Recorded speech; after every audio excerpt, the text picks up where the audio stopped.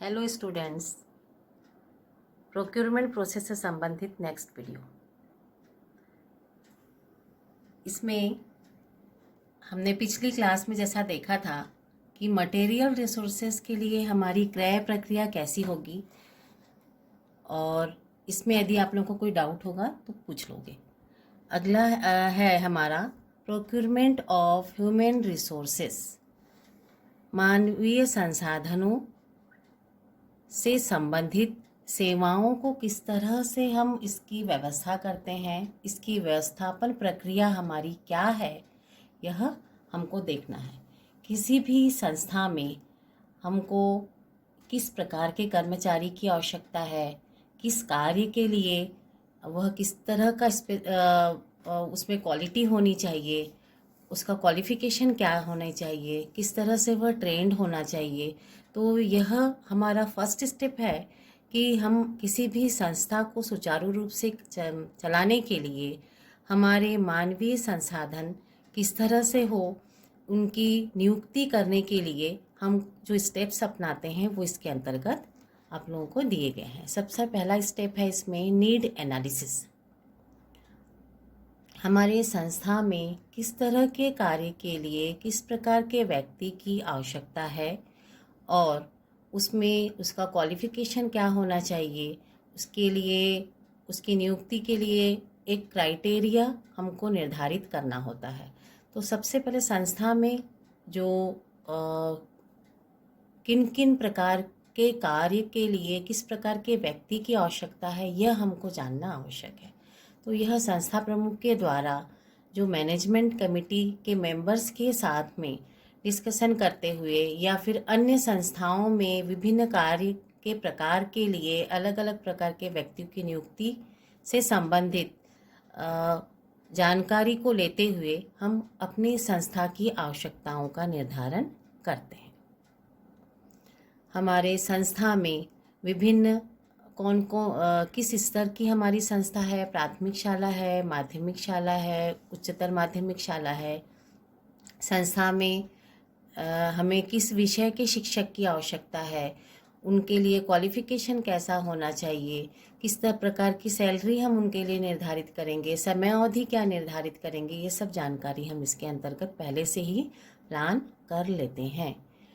तो नेक्स्ट हमारा स्टेप है टाइप ऑफ वर्क। हमारी संस्था में क्या है, हम जिस प्रकार के व्यक्ति की नियुक्ति अपनी संस्था के लिए करना चाहते हैं तो वह किस तरह का कार्य हमारी संस्था में करेगा।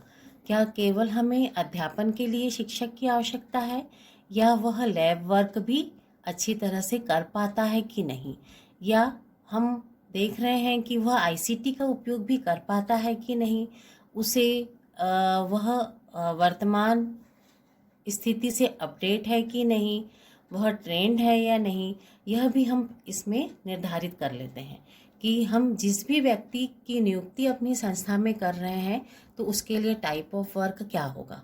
क्या वह केवल अध्यापन कार्य करेगा या उसे समय समय पर और कौन कौन से कार्य को करने में वह निपुण होना चाहिए, यह भी हम रिटर्न में इसका भी निर्धारण कर लेते हैं। इसके पश्चात कार्य की गुणवत्ता क्या होगी।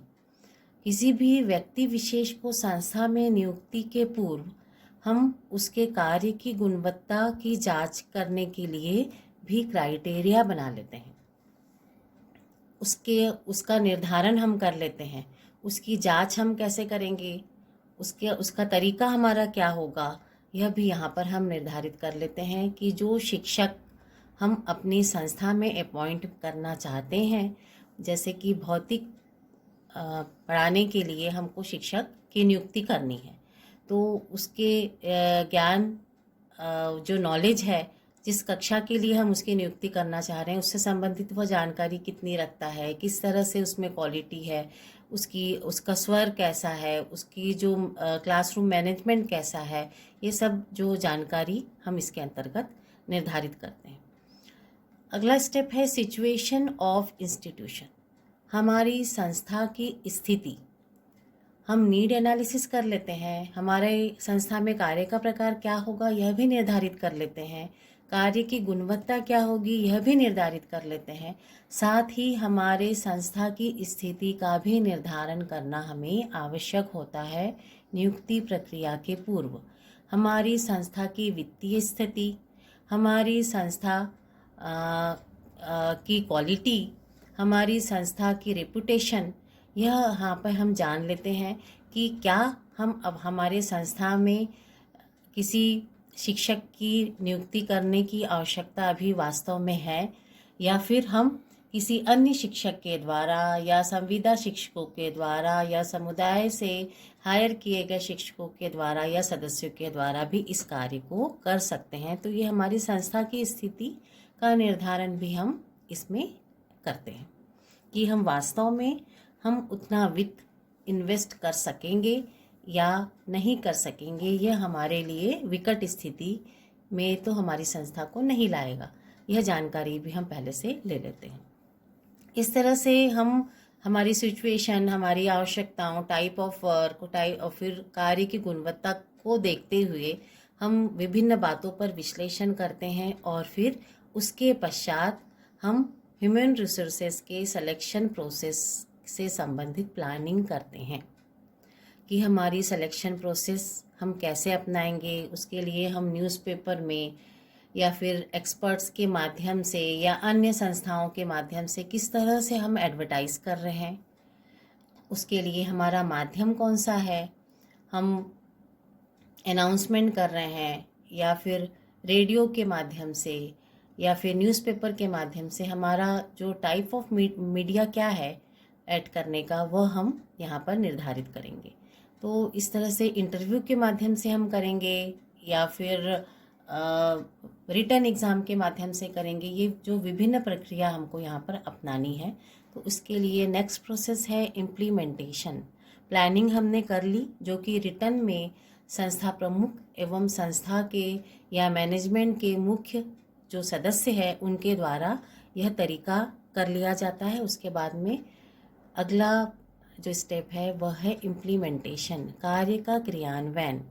कार्य क्रियान्वयन में सबसे पहली प्रोसेस है एडवर्टाइज करना या फिर ऐसे व्यक्तियों तक पहुंच बनाना जो कि हमारे संस्था के लिए उपयोगी है।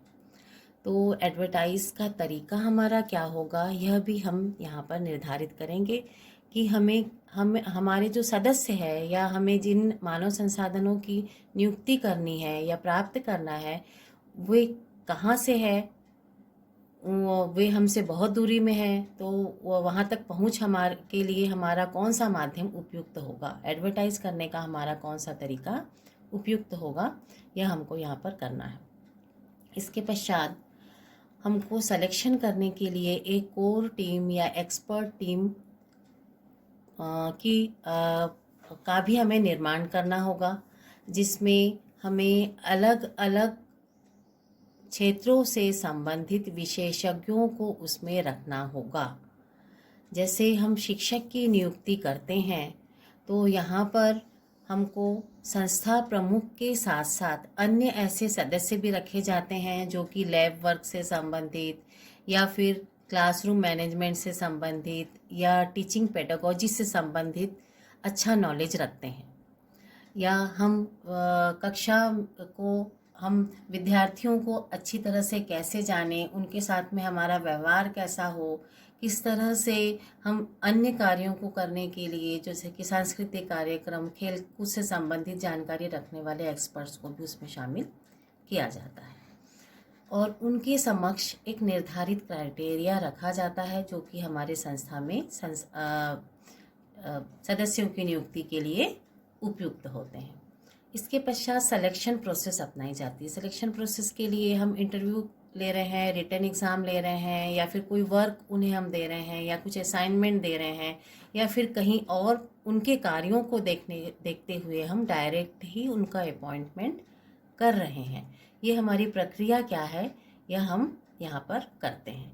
इसके पश्चात अगली प्रक्रिया है अपॉइंटमेंट। उन्हें अपॉइंटमेंट लेटर प्रदान करना, उसमें सभी जो निर्धारित बातें हैं जिसमें कि समय अवधि, कार्य का प्रकार, कार्य करने का तरीका और हमारी जो सैलरी कितनी होगी, समय समय पर उसमें किस तरह से बदलाव आएगा, कौन कौन से भत्ते दिए जाएंगे, किस तरह से इंक्रीमेंट दिए जाएंगे, इस सब बातों का भी उसमें उल्लेख होगा।